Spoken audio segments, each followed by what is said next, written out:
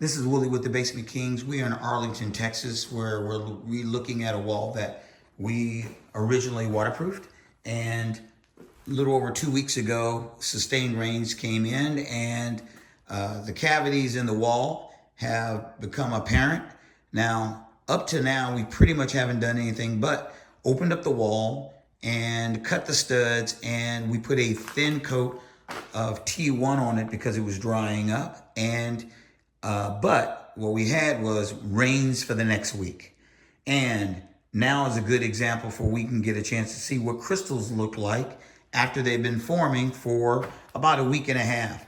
Now, the wall is repairing itself. So literally, there's nothing that really normally needs to be done other than wait. But if you would like to get that wall dry sooner and put your wall back, then what you can do is what we're going to do today. We're going to put some repair grout and help dry it up, because what it'll do is it'll multiply the crystals times 10, and then we will the wall will dry up dramatically in the next hour, and then we will put a coat of T1 on it and you'll see. But we don't want to leave off looking at the crystals.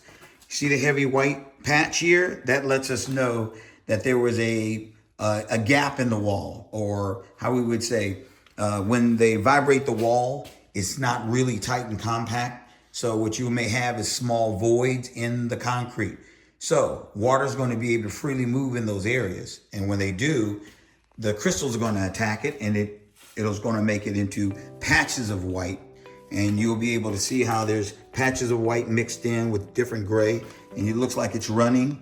Well, but it's not dripping. It's just shiny and it's sucking out the moisture out of the wall. And you can see these areas right here. So normally what would have happened is you'd grab your chipping hammer and you would cut into the wall and then fill it in with grout.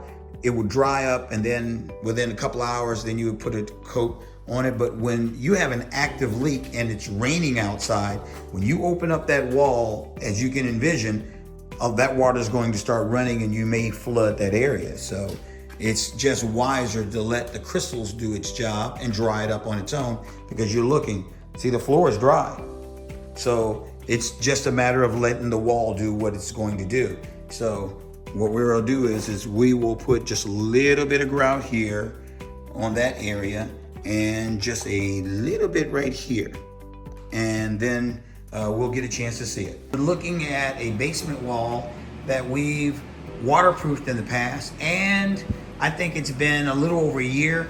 We came back and there was an area that water was leaking through that we had to reseal, and then we had to check another area which wasn't leaking. Water was coming down the wall from up above where the waterproofing was. But in this location, we are seeing here where the waterproofing has been applied. Now you can tell how the waterproofing was applied. Notice the consistency. And then you can see the white crystals over here near the corner. This is where we had returned to.